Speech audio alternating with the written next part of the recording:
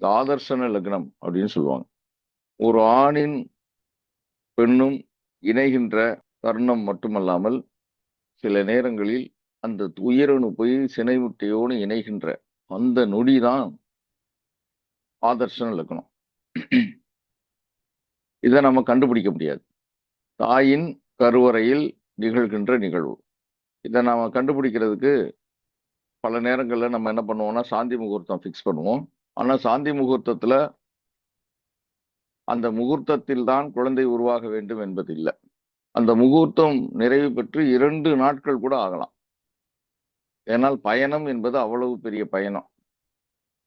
சில நேரத்தில் உடனேயே கருப்பிடித்து விடலாம், அல்லது 5 மணி நேரம், 6 மணி நேரம், 10 மணி நேரம், 20 மணி நேரம், சில நேரத்தில் 40 மணி நேரம் கூட ஆகலாம், 2 நாட்கள் கூட ஆகலாம். அது எப்பொழுது கரு உருவாகிறது என்பது இறைவனுக்கு தான் வெளிச்சம்.